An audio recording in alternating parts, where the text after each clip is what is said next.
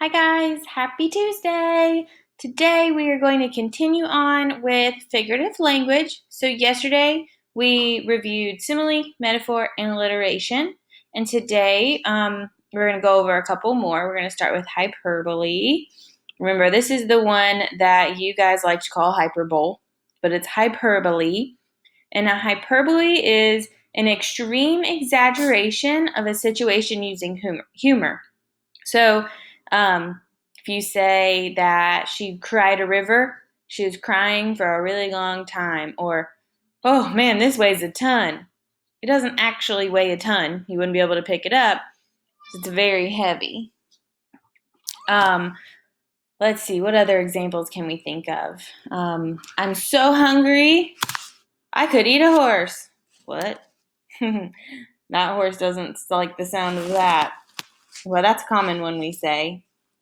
That guy was 1,000 feet tall. If you see a really tall person, you might say something like that. Even if they're not really 1,000 feet tall, that's a hyperbole. Okay?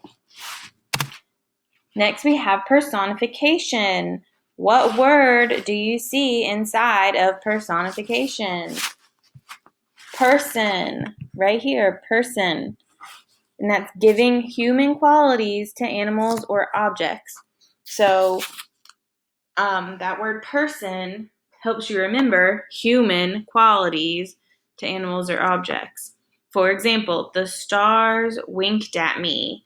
If the stars are twinkling in the sky, it might look like they winked at you, but really stars don't wink. Let's see, what else?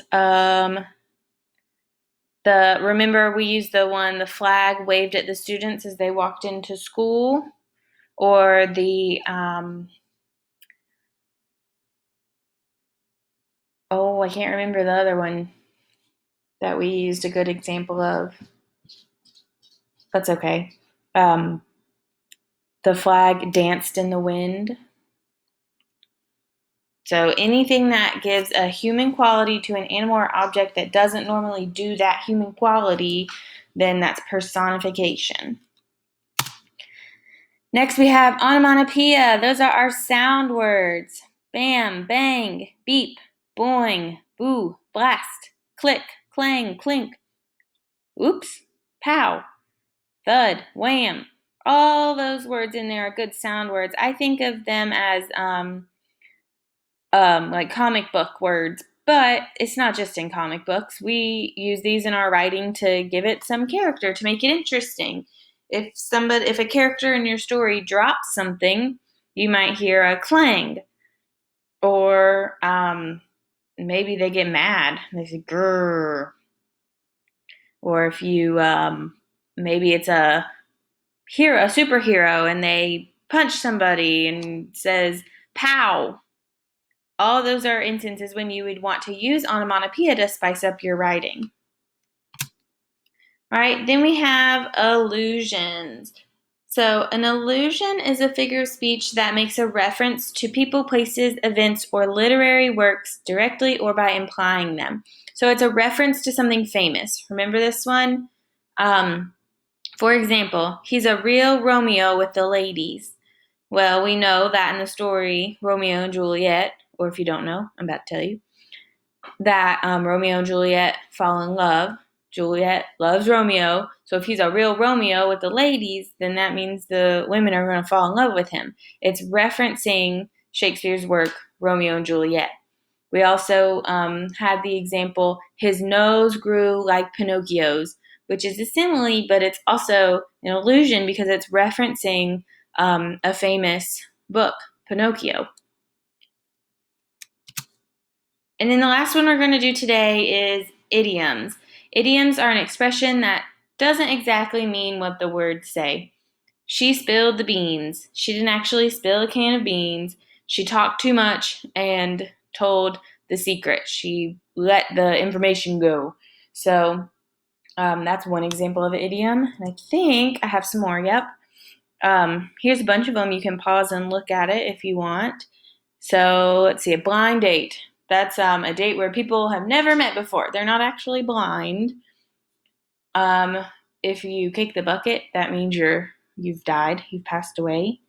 If you put a little elbow grease into it, you're giving hard physical effort.